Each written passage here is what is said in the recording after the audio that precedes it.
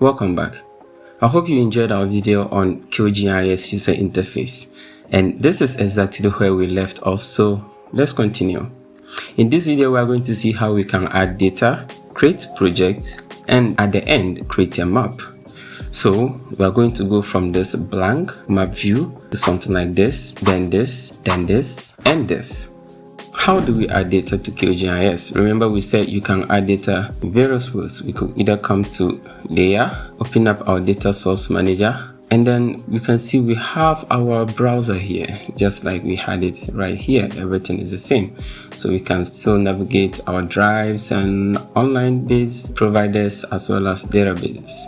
Also, you can decide to go to your local directory, go to where your data is stored. So here you can see I have my data in the D drive under data, Ghana, Ashanti, Oforicrom. In this video, we're going to work with only vector data, and we work later on raster. And we have purposely chosen a point, line, and polygon feature. This is just to spice things up, see how we can work around each of these different data types. We have oforicrom.geojson, oforicrom-reverse.geopackage.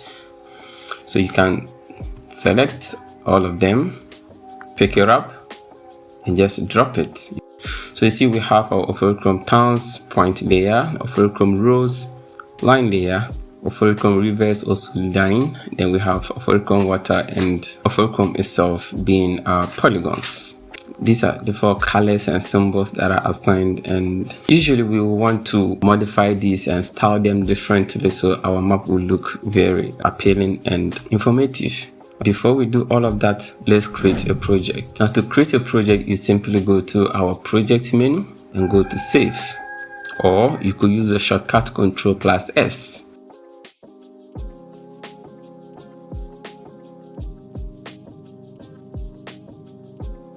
And hit OK. Our untitled project has changed to project 101.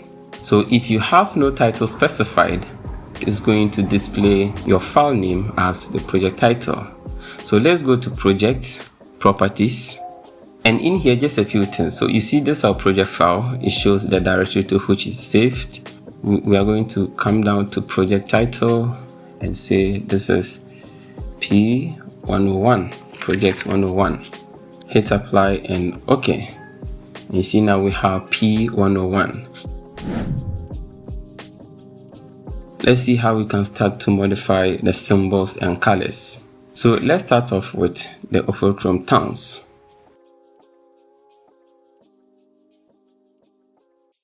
Now when you select oforicrom towns, you can right click, go to layer properties.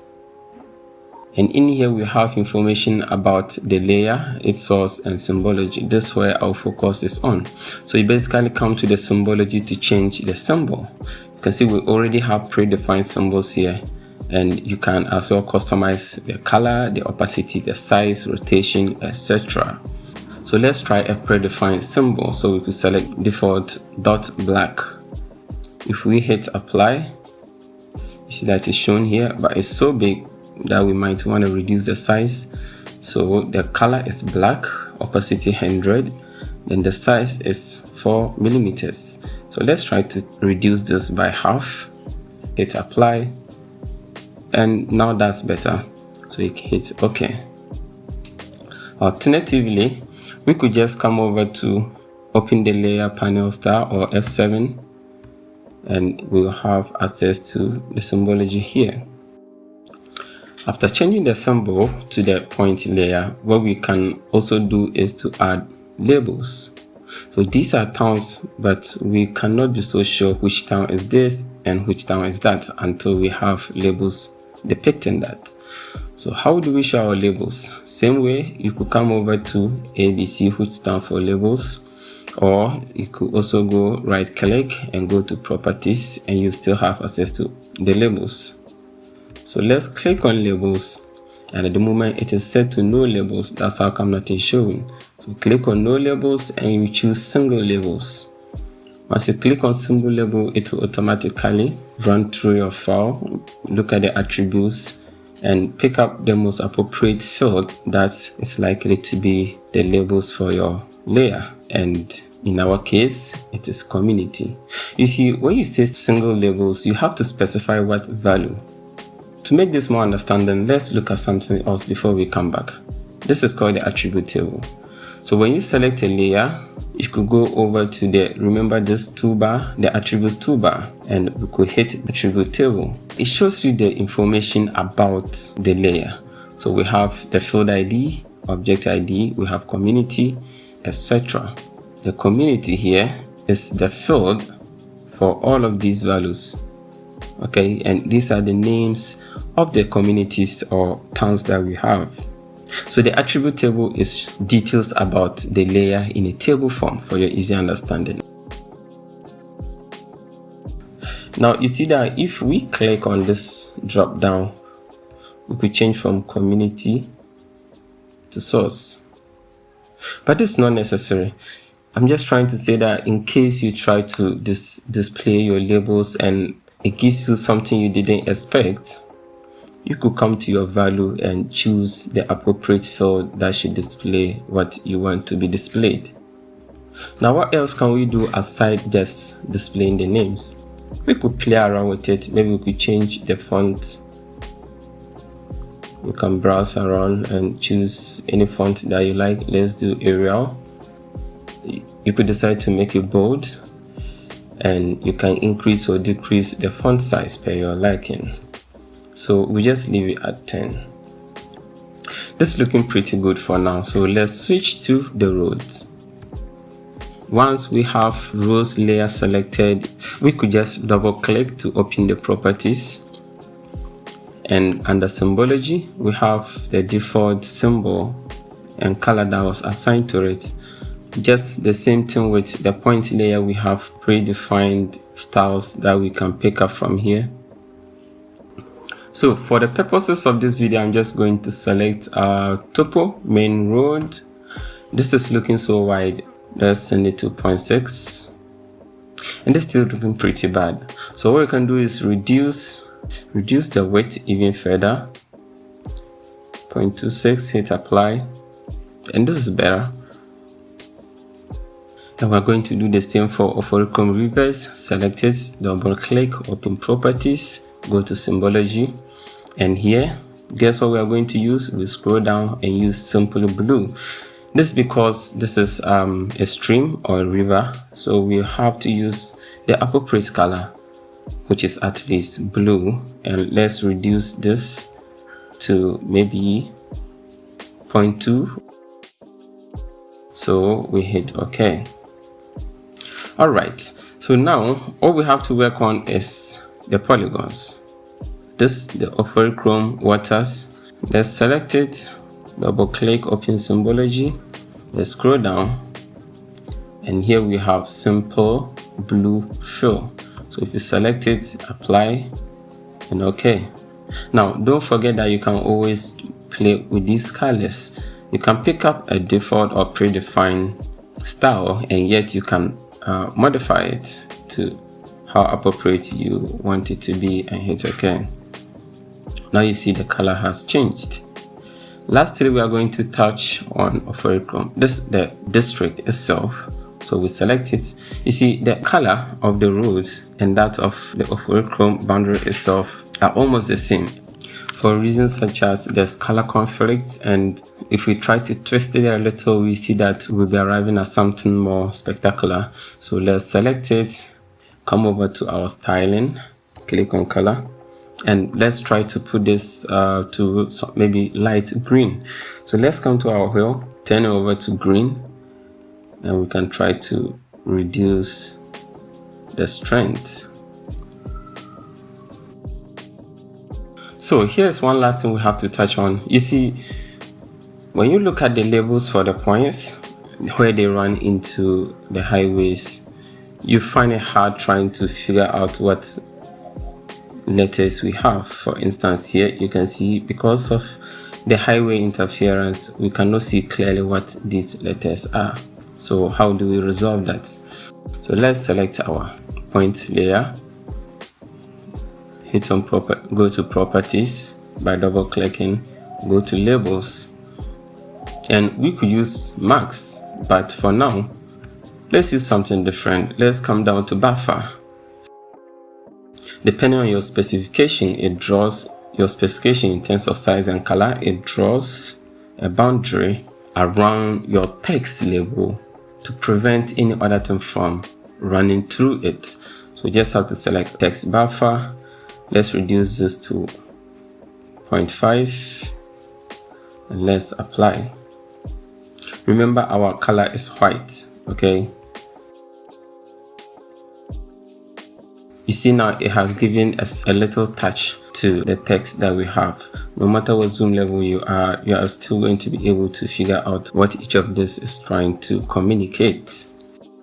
So this is not perfect, but it's looking pretty good. Remember, this was just to give you an idea of how you can do basic symbolizing, changing your styles, playing around with colors to arrive at something that you really need. For now, we're going to create our map with this, and later we'll now be looking into maybe symbology techniques and text rendering and all of that. So at this stage, we are going to go to project and go all the way to new print layout, or you could just do Ctrl+P, the normal print shortcuts. So if you click on it, they are going to require you to enter a name. This is optional, but I would just like to say OF map. So it's going to open up our print layout window. So let's maximize this. Just a brief intro. The small white rectangle we're seeing here is actually our sheet of paper where the map is going to be drawn on. Okay, so these are the tools that we are going to be using to add map, the legend, the text, north arrow, and the rest. Over here, we have the items widget, the undo history. So this is where everything that we're going to add up will appear. So when we come here, this is very small. We could scroll, zoom in, or we could just come over to this tool, zoom full, click on it, and we have a full view of our paper. So we're going to leave everything to default and just head over to this tool, add map, or you could go to add item, we'll go to add map. Click on it, and when you come back onto the paper, you see the arrow turns into a cross. You could go to the top left and click on it, hold, and drag over to an extent that you want your map to be displayed. Release, and there we go. So one thing we can do here is we still have a lot of space, even though we will add other stuff, but it will be reasonable to try to bring it into focus a little so that we can be able to see the features clearly. So how do we do that? There are so many ways, and one of it is you have to come over to this tool, move item content, click on it. Now come stand at the middle and just scroll, and you have to scroll steadily. And this is better. Now let's go back to the select tool so that we can resize this a little. Okay, now let's add our title. But before we do that, once this is selected, let's come over to item properties. And you see this is our current scale. This is the CRS. So what we want to do is add a very simple frame to the map. So let's scroll down, and we have frame here. So let's click on it. You see we have a new frame added to the map. So let's add a simple title, and we can do that by coming over to add item, add label. So just click and drag, come over to item properties, and the main properties, you clear this and type in the title of your map. Maybe say we call this Chrome Municipal.